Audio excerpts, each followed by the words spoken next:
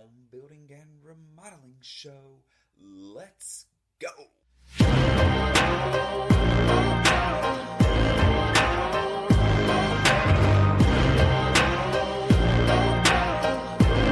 Welcome everybody to the home building and remodeling show. My name is Chris Kirby and I'll be your host. I am the owner of 3 construction companies on the Alabama Gulf Coast. The show is about residential construction. We're going to cover topics of home building and remodeling. Are you thinking of doing a remodel or building a home? Are you a contractor looking to improve your knowledge base or grow your business? Have you ever done a remodel project or built a home? There were so many things you wish you knew or that you could have done differently during the process. Then this show is for you. We break down the process of building and remodeling and how to have the best results during your project. Whether you're a DIYer looking for tips, someone looking to hire a contractor to do a project, or a contractor looking to expand your knowledge base or your business. Welcome aboard. Glad to have you. Stay tuned. We kick off the show with my thoughts on home building and remodeling. I'll share best practices and talk about some of our experiences in business and out in the field. These shared thoughts and lessons learned are meant to help you on your very own journey. Let's go. All right, so the month of March is bathroom remodeling month on the home building and remodeling show. And so I wanted to talk about the 4 key relationships that you need to maintain in order to be a successful bathroom remodeling contractor. And there is a difference between general home remodeling and being a bathroom remodeler. I'll touch on that first. For instance, we do kitchen and bath home additions. Those are our 3 favorite projects to take on. Those are the ones that we have built systems around. And I recommend if you're going to be any type of remodeling contractor that you incorporate systems into your business as you grow your business. And it's going to help you to be able to maintain things such as financials, how you estimate, how you plan your project, how you manage your project, the timing of the project, all of those things. Processes definitely help with that. And so for a bathroom remodeler, the number one relationship for you to maintain is the client relationship. We've talked about it before on other shows that client relationship management is a huge deal. When you, as an individual contractor, start out, you're taking on work and you figure out that you're pretty good at remodeling bathrooms, whether it's new construction and just doing an installation for new construction or doing remodeling work or remodeling a bathroom. Going in, assessing the project, demoing the project, doing the putback for everything. What you need to know is the client is the most important piece to that.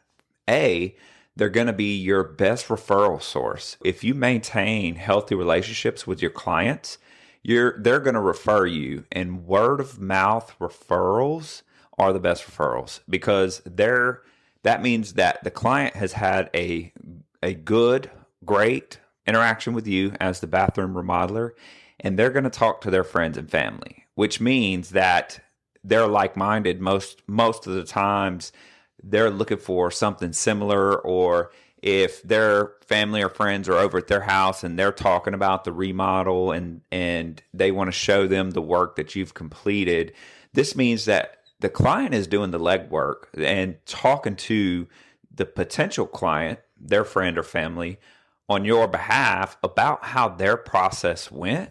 That means it's not going to take much for you to close that deal because they've probably, more than likely, have already asked their friend, well, how did it go? What did you have to do? How did you initiate contact? What was the cost? Trust me, they've already asked those questions. You're locking in a good deal if you get word of mouth referrals because they've already talked about their projects. They've probably already talked about maybe even some of the headaches that were carried over from their project. And so you're able to address that up front. They know the nothing's perfect in remodeling, and you're able to talk to them about some of the hiccups and maybe even prevent those on their friend or family's project. Word of mouth referrals, keeping the client happy, informing them during pre-construction of the timeline, the cost, potential change orders, different things that could happen during the project. Pre-construction is super important during a bathroom remodel. Trying to make sure that the client gets all the information they need up front during pre-construction is a key contributor to maintaining a successful relationship with that client. Making sure they understand the steps, how it could get dirty, how you are going to address issues in a timely manner, how there could be project delays depending on materials, weather, different factors. Making sure that the communication is wide open during a bathroom remodel project is another key contributor to having a successful client relationship. And then closing out the project strong, allowing them to do a punch list and making sure that they're happy, final payments received, and that you do a follow-up after the project is done. Call them, talk to them, and follow up on the project. How's everything going? And things like that. Make sure you get good before and after pictures. Always get good before and after pictures. And those all are contributing factors to having a successful client relationship, which in turn leads to good results for you and your company. Word of mouth referrals. Number one of the 4 relationships you need to maintain as a bathroom remodeling contractor, the client relationship. And now we move into Shop Talk. It's the portion of the show where I bring in a co-host and we cover trending topics in home building and remodeling. Hope you enjoy. Let's go. Basically stop the drain. Now they make stoppers, right? So you're not just in there looking at that energy phone. Right. You want to do it the right way though, is what I'm saying. You don't want to be in that. Oh, you don't know this slow rat. You're not gonna know any. Okay. I think forget the brand name, but Home Depot, Lowe's, they all have drains. Gotcha. So put the drain stop in, fill the shower tub, whatever. You don't have water on. How are you filling that tub? With a bucket. Okay. You're going to get a bucket, fill it up. Buckets of water and fill it up. Okay. And being careful walking in and out with that bucket. Don't be spilling it and stuff. Okay. Flood test. Passes. It's good. Yeah. So then we're going to start. It just depends. Some guys like to start with the floor. Some like to start with the walls. Up and down. Okay. What do you prefer? Do you like to start with the floor or the wall? It's easier to start with the floor. And why? Why do you think this? Because a lot of people don't want to keep going on and off that floor, right? Because that floor is typically some sort of flex. It's a mosaic or something, right? Meant for flooring. And so a lot of the people have a hard time to keep stepping on and off of that, I'd like to hear why you like to do the floor first. And then I was taught to do the walls first. Okay. But, the easier route is to do the floor first, and that way you can lay right over the top of it instead of shimming it off. Yeah. But, really the best way is to do the walls. That way, when you're working the walls, you drop some thin set or what's going to hit floor top. Yeah. Well, are you not protecting? You're going to protect. But, you're walking all over it. You got wet sponges. That protection is going to get wet. Yeah. It's messy. Yeah. Honestly. Okay. Floor to wall. All right. But if you're going the opposite direction, if you're doing wall to floor, okay. And we've talked about this. I did a video with Jeremiah about he likes start on the back wall at a certain spot, and he'll do that back wall first. And his reasoning for that, in which we got a lot of back and forth conversation on this, was he was saying that he starts on the back wall. So when you're looking at the back wall, if you set the back wall first and then do your side walls, he's saying that your grout line you don't want to visible. Do not ever do the back wall first. Yeah. Because if you do that, then your grout line's staring right at you. Right. From the corner. Yeah. Right. And there was a lot of people going back and forth when I did that video with Jeremiah saying, oh, it's going to be the same either way, or your grout. And it's not. That's not true. That's true. Yeah. No, it's a cleaner. You're looking at a wall that's been done. The grout line's going to be on this wall and that wall. And if you do that wall and that wall, the grout line's going to be on that corner. Yeah, it's definitely going to be visible. Gotcha. Okay. A lot of problems, a lot of people who learn tile starting and getting it laid out properly, especially on a shower. I think, is a floor easier to lay out than a shower, or? The floor is the easiest part to lay out. And how do you do? So there's you don't have to you can cut everything and lay it in there, take it out, and then stick it up. Yeah. You can't dry fit a wall shower. So, and that's where a lot of the people, especially the newer people, getting started takes a lot. The easiest thing for somebody getting started in the showers is to buy you a laser level. Yeah. And that will solve your... But talk about pattern though, okay? So some of the stuff we do is a little bit easier, but your larger format and things like that. But pattern. So there's a lot of different ways you can do patterns, right? Talk to me about that. Like if you were going to do a smaller format tile, how do you figure out how you want to get it laid out and get started? So usually, you usually lay it out like different types of layouts for the customer, find out what they want. Yeah. And they can want herringbone, they can want it like vertically stacked, horizontally stacked. Oh, the straight stack is like, you've got to be clean. It has to be precise when they take especially subway. That is straight. All small on each other. So, and all the corners meet up. So you can really see if you're off. So, and your grout, and two, the grout portion of that, right? You could tell where your grout lines get fat, skinny. You got to be on. Grout coverage is off. But some people like the straight stack, and if you've been doing it for a while, they can kind of roll with it. Right, but it's nobody's favorite. Yeah. But then sometimes too, they want that where it's vertical, right? So they take the subway, and instead of going horizontal, they want it turned up. Okay.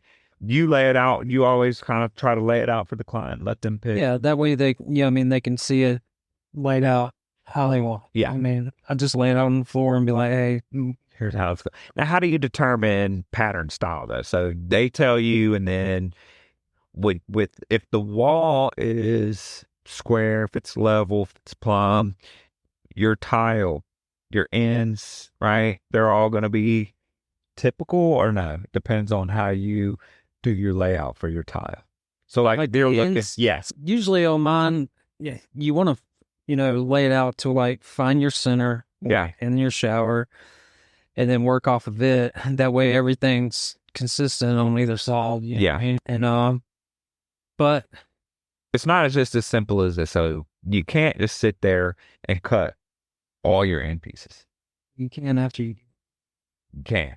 As long as you're running level. As long as you're running level, you should technically be able to do that. Right? All right. Okay. I just want to make sure. So that's the key part. Before you're doing your Schluter system, you should be finding out if your walls are level. Yeah. And if not, you should be making them level. You shouldn't get started without doing that. No. And that way, because it makes life easier once you get to laying tile. Now we're going to move into the portion of the show where we talk interior design. We're going to bring in an interior designer, and we're going to talk trending design and products. Hope you enjoy. Let's go. All right. So this month, the month of March, the Home Building and Remodeling Show is going to be focusing on doing a bathroom remodel from the remodeling side and also from the interior design side. And our topic of the workshops that we're going to put out, the topic of the podcast is going to center around bathroom remodeling. So I've got Courtney, our interior designer, with us today, who specializes in kitchen and bath remodels and design. And we're going to talk about 10 bathroom remodel and design ideas that can revolutionize your home. All right. And I know you've got your list. And so we'll start with your You're number one. So speaking on the idea of revolutionizing, that always it applies to different people in different ways. So some of these can be considered trends, and some of them actually are revolutionary to really anybody in any place they're at. So the first one that we're really seeing for 2024 is the mixing of warm and cool tones. As of recently, it's really been more that cool on cool, the gray on white kind of coloring. Now it's becoming more the richer, more saturated, kind of earthy feels to it, which allows it to transition. And then just color in general, correct? Yeah. Right? So like neutrals, so like for a contractor like me, gray, everything's gray. The walls in here are gray. So gray and white is a very typical... It's a safe space. Yeah, there you go. It's a safe space, and there's nothing wrong with a safe space by any means. If that's something that brings you joy and happiness and it is tone on tone, don't ever let somebody tell you that's wrong. Right. It's not. Trends are trends for a reason. They're just things that come in our lives, just like clothing. They kind of preempt the market to move for things to create different looks. If everything remained the same all the time, well, I would be out of a job, number one. That's right. That's right. There wouldn't really be anything fun or visually intriguing about where we're going in the future. So color is actually one of the other ones on my list. Awesome. So yes. Hey, April is going to be our paint month, and we are going to dive into color consultation. So this is good. This is a good lead in for us. Yes. So talk to me about color. Okay, so color, not only within tile, but also paint. I was recently just at the Biloxi flooring market, and there was just a plethora of really cool, rich, saturated tones. And we're not talking about your bright, like Lego blues and reds. Yeah. I'm talking about more of your European influences, that kind of mustardy color, persimmons, the real... Mustard. Like mustard. Like mustard. Now, it doesn't have to be French's mustard. We can go fancy and go like Grey Poupon, but yeah, there you mustard tone. Really? Really big. Same thing with the greens, the saturated kind of olivey green. So, and what about, we have been in kitchens and our new construction side especially, we've been doing a lot of like a hunter green, right? Okay. All right. And I thought, again, that's one of those things that I didn't think hunter green or gold was going to come back. So these colors just, it's a big circle, it's right? Cyclical. Oh, yeah, cyclical. There you go. Blending these colors in a different way. If you remember hunter green, when it was first prevalent, it was really mixed with cranberry. Oh, really? It was cranberry and hunter green. I know you people out there know. You got it in your home. Yeah, no doubt. Cranberry, hunter green. Yeah. So now, instead of utilizing the cranberry tone as the complementary tone, they're going more into like a warmer taupey tone. Okay. That has a little bit of a softer, almost a mink feel to it. Not a lot of yellow. Gotcha. Still very neutral feeling, but it's color. Okay. Yeah. So color. Mixing metals. Mixing metals. This isn't that new. It's still a trend because it's becoming a little bit more involved in the fact that if you think about a light fixture, you generally think one color. Yeah. Well, now you may have a bathroom wall sconce or even a kitchen chandelier where the main neck of that chandelier wall sconce is gold. Okay. And then it has a wrap of a black accent and then silver. Well, guess what? Okay. That means you get to play with all those tones. So if that light fixture has 3 different metals, my hard work can be one. So let me ask you this. In new construction, when we're talking to the client, a lot of times they want a standard, like brushed nickel throughout, a gold throughout. And now you're saying not only are you mixing that, but the actual fixture itself could be mixed metal. That, to me, that's cool. Yeah. Very cool. That also is prevalent in an industrial look too, right? It can go multiple ways. Right now I'm doing one of our clients' homes. It's a little more Art Deco. Gotcha. Art Deco is a lot of golds and a lot of blacks. I love that look too. It's sleek. It is. Right? Okay. It's sleek. It gives a little bit of a modern edge with like kind of that retro twist. The good thing is design. You can blend designs together. It's just all about continuity. Yeah. Repeating the same thing throughout the home, but just in different ways. Gotcha. Okay. Yes. So, awesome. So, all right. And then let's recap. So number 1 was? Warm and cool tones were no longer limited. Number 2? Color. Yep. And number 3? Is mixed metals. Awesome. Okay. And what's number 4? Lighting. Yeah. So I know, a little bit about this. You all are trying to get me to carry lighting in the showroom because it's so prevalent. Variations, sconces, things that usually from a contractor's perspective, we weren't putting in Now we're putting them. Yes. Okay. Lighting is kind of like the jewelry of the home.